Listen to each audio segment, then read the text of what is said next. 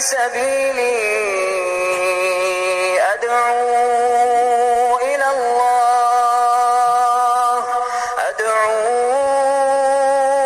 الله على بصيرة أنا ومن اتبعني وسبحان الله وما أنا من المشركين. نحمده ونستعينه ونستغفره ونعوذ بالله من شرور أنفسنا ومن سيئات أعمالنا. من يهده الله فلا مضل له ومن يضلل فلا هادي له. أشهد أن لا إله إلا الله وحده لا شريك له وأشهد أن محمدا عبده ورسوله. يا أيها الذين آمنوا اتقوا الله حق تقاته ولا تموتن إلا وأنتم مسلمون. يا أيها الناس اتقوا ربكم الذي خلقكم من نفس واحدة وخلق منها زوجها وبث منهما رجالا كثيرا ونساء. اتقوا الله الذي تساءلون به والأرحام إن الله كان عليكم رقيبا. يا أيها الذين آمنوا اتقوا الله وقولوا قولا سديدا يصلح لكم أعمالكم ويغفر لكم ذنوبكم ومن يطع الله ورسوله فقد فاز فوزا عظيما. أما بعد فإن أصدق الحديث كتاب الله وخير الهدى هدى محمد صلى الله عليه وسلم وشر الأمور محدثاتها وكل محدثة بدعة وكل بدعة ضلالة وكل ضلالة في النار. أيها الحاضرون والحاضرات أعزني الله وإياكم. Alhamdulillah, segala puji bagi Allah Azza wa Jalla, satu-satunya zat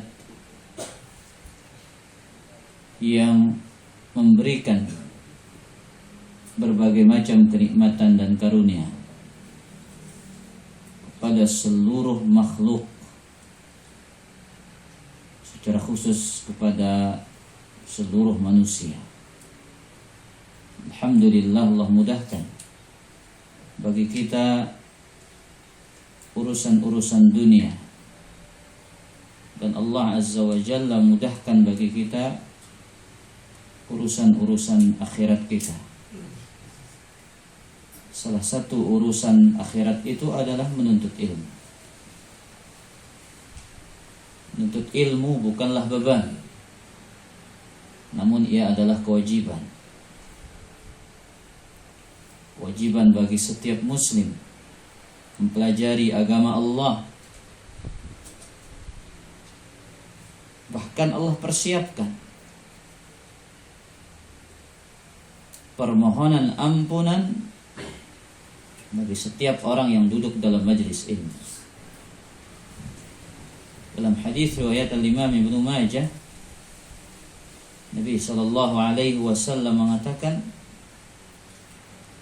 wa inna talibal ilmi yastaghfiru lahu kulla syai hatta al-hitani fil bahri.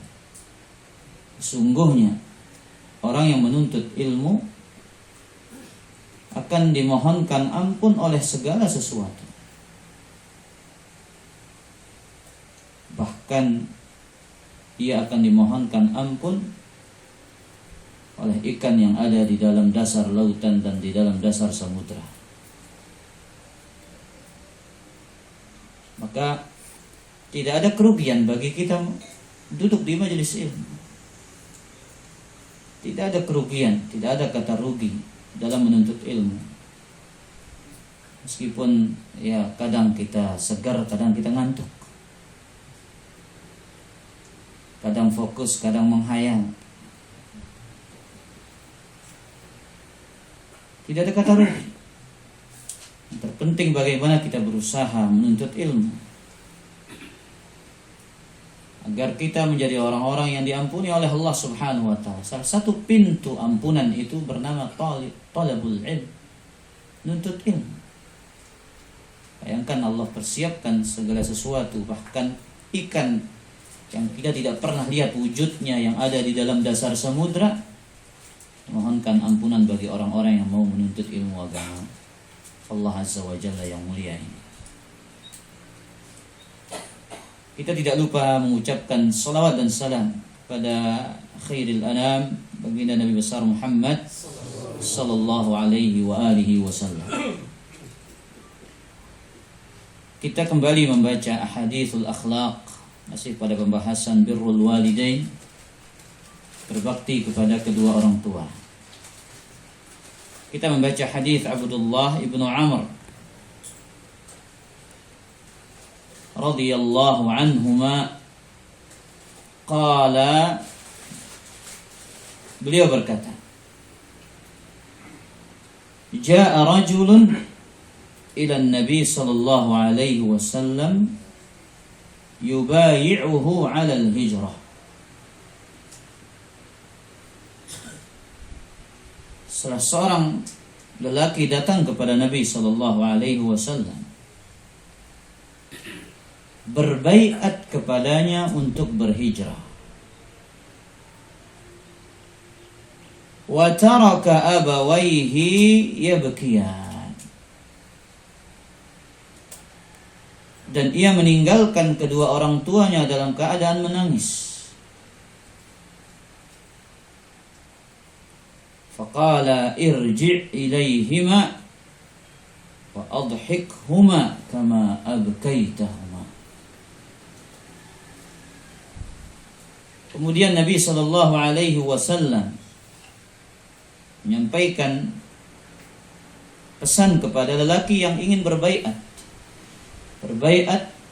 berhijrah kepada Rasul alaihi salatu wassalam.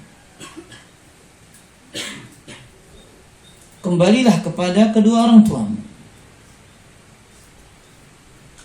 jadikanlah mereka tertawa kembali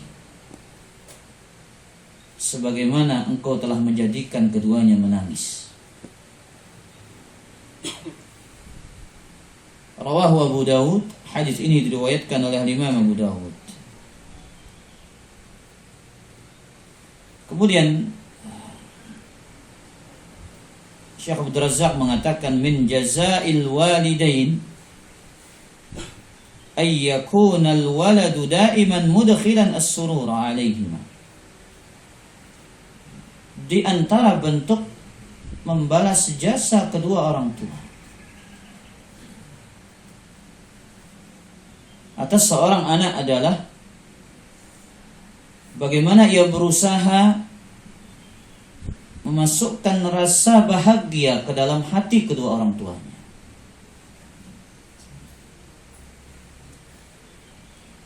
Jadi seorang anak sebagai bentuk balas jasanya kepada orang tuanya, ia berusaha memberikan kebahagiaan.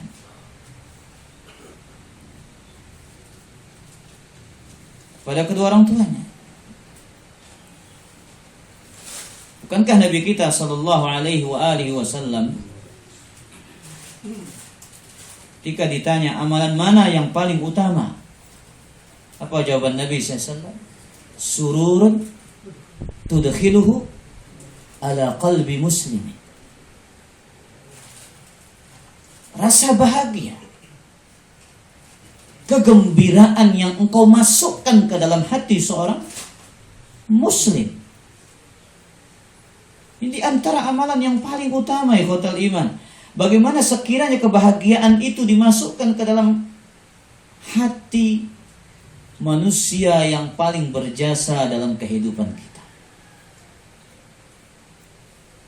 Masukkan rasa bahagia, kegembiraan, kebahagiaan kepada sesama muslim saja dihitung sebagai amalan yang paling utama. Di antara amalan yang paling utama. Bagaimana sekiranya kebahagiaan itu persembahkan kepada manusia yang paling berhak untuk mendapatkannya, yaitu kedua orang tua kita.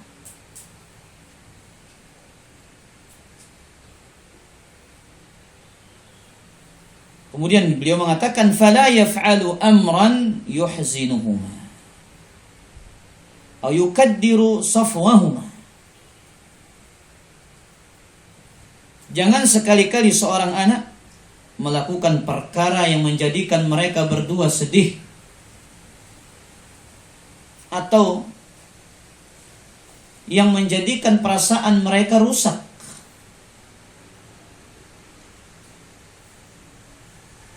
Sebagaimana yang kita sebutkan pada pertemuan yang telah lalu, yang disebut oleh Abdullah bin Umar, apa kata beliau? Ibka'ul walidaini minal uquq. Membuat orang tua menangis itu bagian dari kedurhakaan. Abdullah bin Umar menjadikan kedua orang tua kita menangis itu bagian dari kedurhakaan. Mungkin kita menganggap itu hal yang sepele, mungkin ada kata yang terlepas dari lisan kita, kita anggap itu biasa. Tapi ternyata itu menyakitkan bagi orang tua kita. Bahkan sampai menjadikan mereka menangis. Ini termasuk apa? Durhaka. Dan durhaka kepada orang tua termasuk dosa dari dosa-dosa besar. Kemudian beliau mengatakan, bal yakunu harisan daiman ala idkhalis sururi ala qalbayhima wa yabhathu an ayyi amrin yufrihuhuma liyaf'alahu.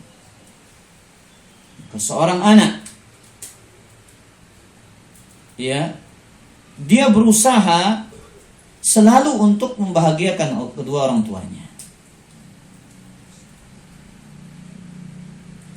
memberikan rasa bahagia ke dalam hati mereka, dan dia berusaha mencari segala bentuk perkara, segala bentuk wasilah yang dengan perkara itu orang tuanya menjadi bahagia. Kita mengingat ikhwatal iman azzani Allah wa iyyakum, kisah sahabat Abu Hurairah, salah satu sahabat yang berbakti. Al-Imam Az-Zahabi dalam kitabnya Siyar A'lamin Nubala menyebutkan kisah Abu Hurairah dengan 2 butir kurma.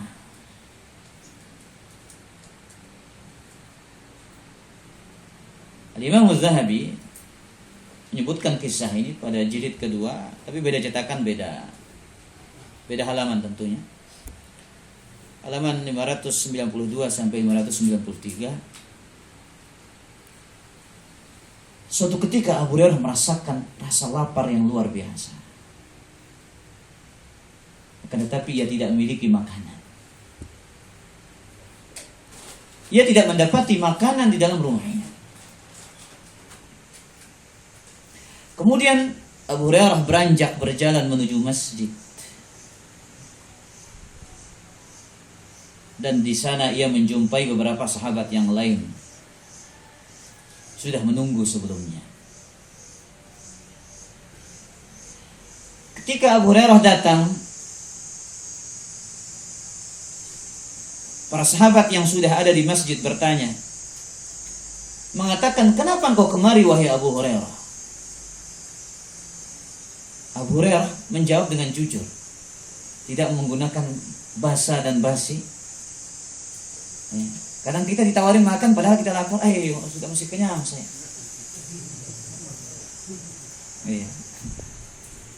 Tapi lihat Abu Hurairah radhiyallahu anhu, beliau mengatakan saya lapar. Dia tidak mau berdusta. Kemudian orang-orang yang ada di Masjid Nabawi pada saat itu menjawab dengan jawaban yang sama, "Wallahi, demi Allah, kita pun sama. Kami pun tidak keluar dari rumah kami kecuali karena kami merasakan rasa lapar yang luar biasa." Subhanallah.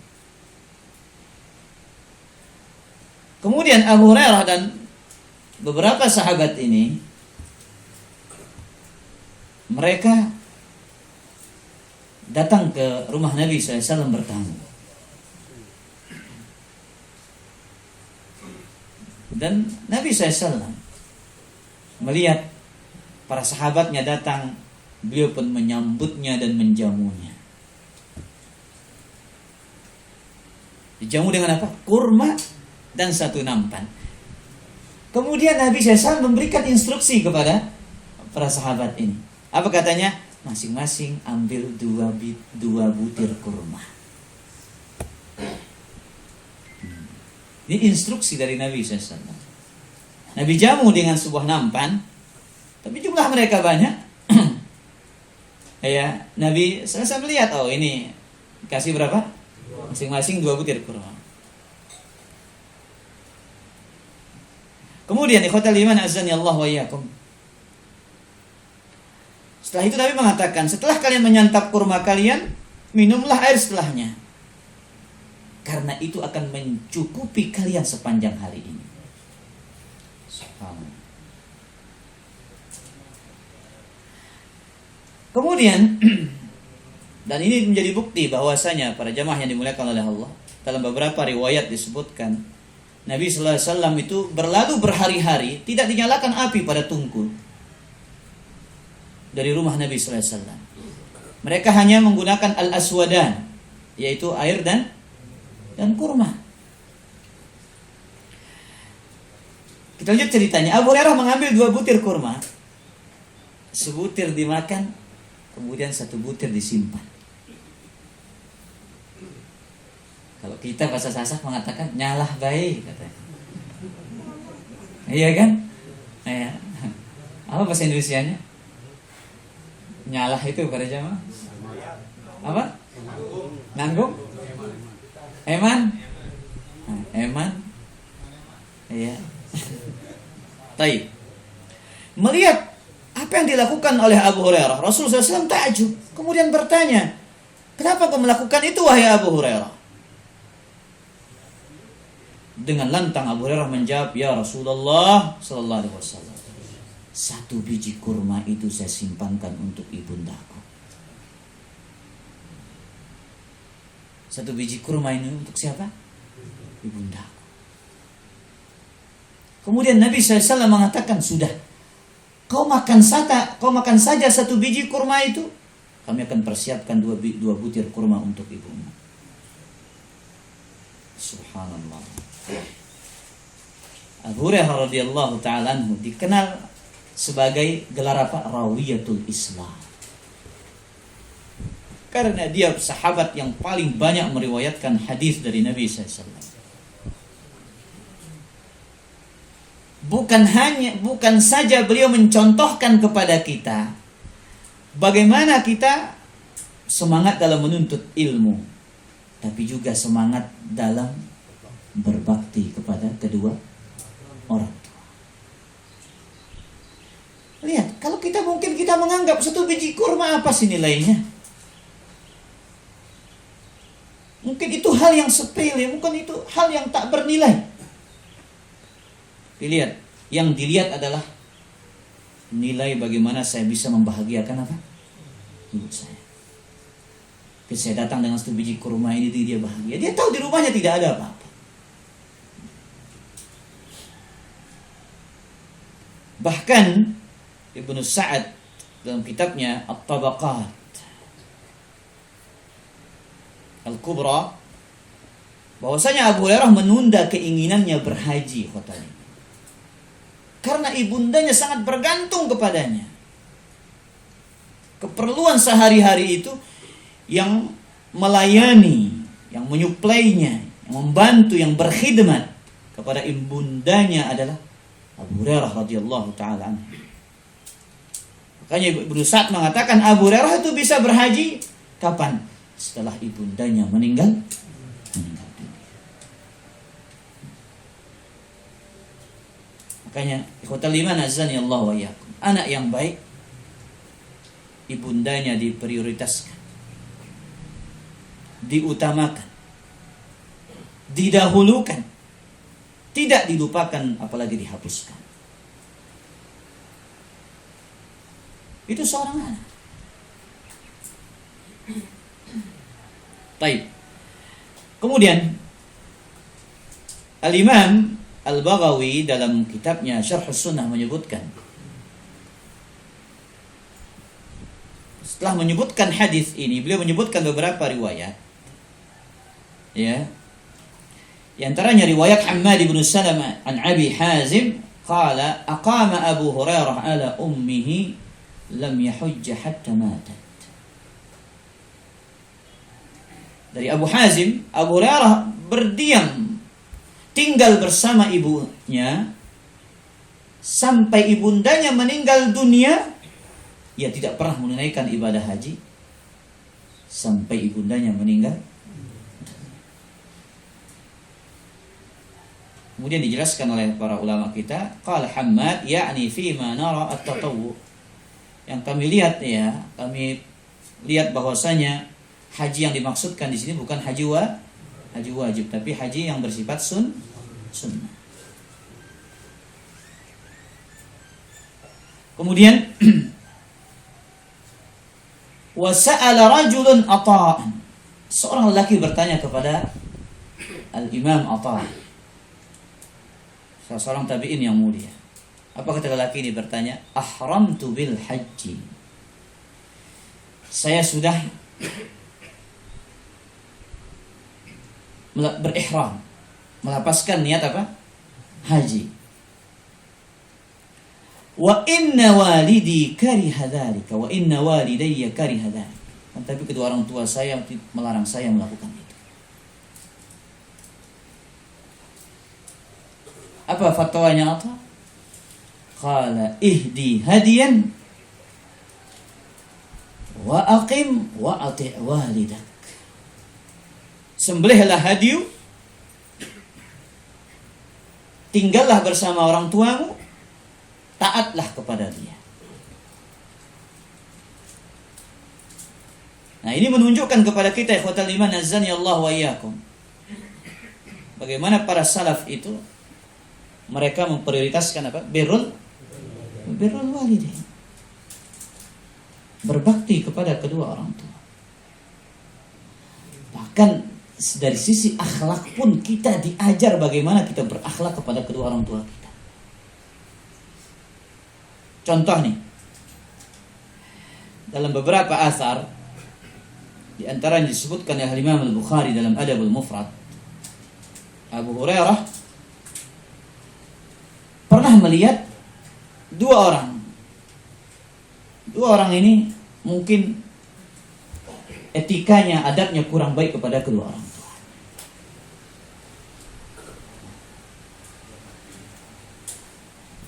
Dipanggillah salah satu dari dua orang ini, kemudian mengatakan, "Ma hadza mink?" Apa hubunganmu dengan lelaki itu? Qala huwa abi. Dia adalah bapakku. Faqala, kata Abu Hurairah kepada lelaki ini, la tusammihi bismi. Jangan kau panggil bapakmu dengan namanya. Jangan kau panggil bapakmu dengan namanya. Bukan termasuk adab.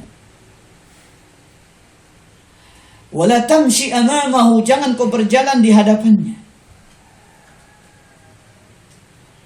Wala tajlis qablahu, dan janganlah engkau duduk sebelum dia duduk.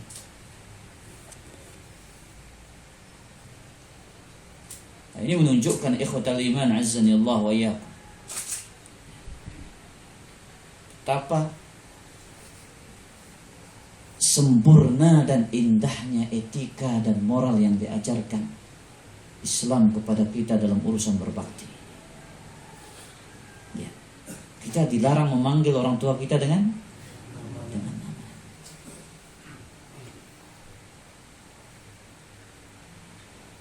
Kadang ya kita manggil kalau orang Lombok Timur biasa.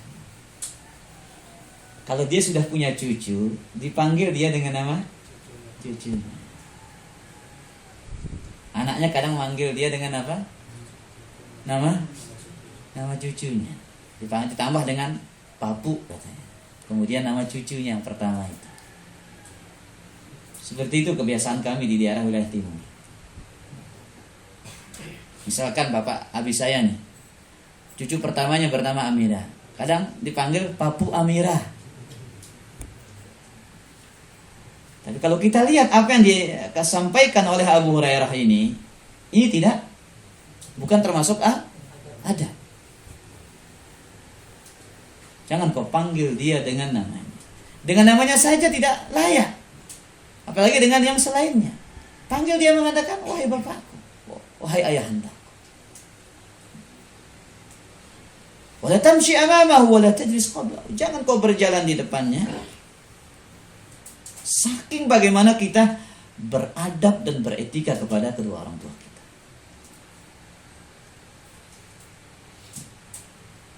Namun apabila ikhwatal iman ternyata kepada orang lain kita sila, ya, tapi kepada orang tua kita ternyata hanya biasa-biasa saja, berarti ini kita salah dalam menempatkan etika dan moral kita. Salah dalam menempatkan adab kita. Baik. Kemudian ikhwatal iman azani Allah wa iyyakum, kata Syekh Abdul Razzaq,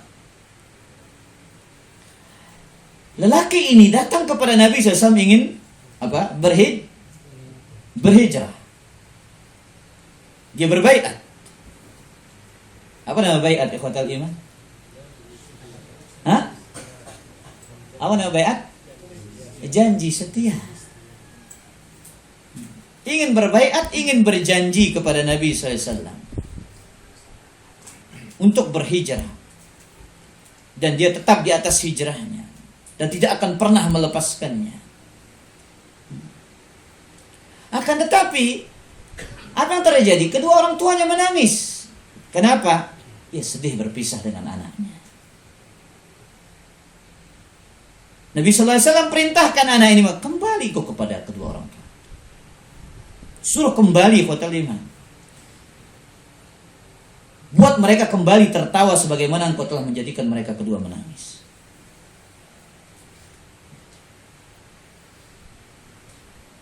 Maka ikhwatal iman azzani Allah wa iyyakum. Lihat di sini bagaimana kita tahu kewajiban berhijrah itu.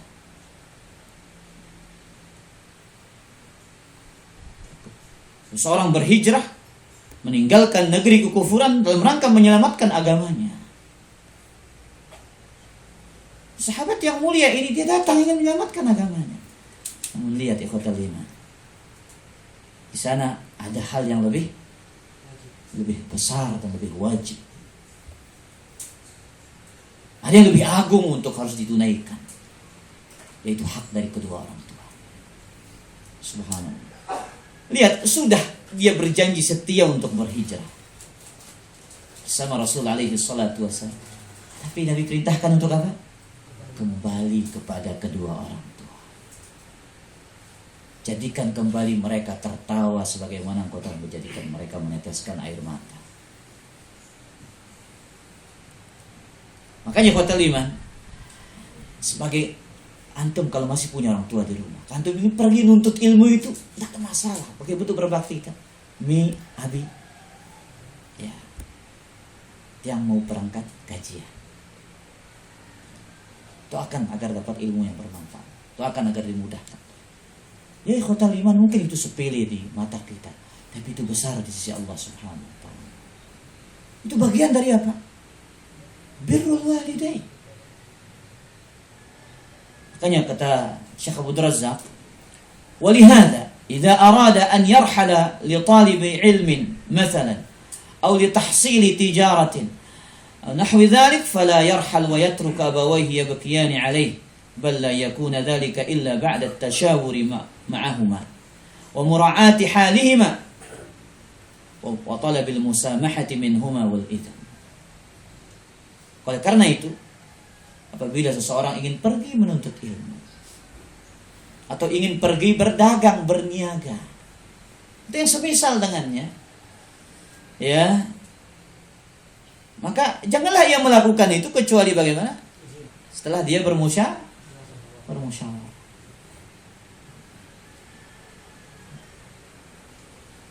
Mungkin kalau sekedar dekat ya minta izin, kasih tahu. Tapi kalau bepergian jauh, butuh apa? bermusyawarah dengan mereka. Minta maaf, minta diridhoi,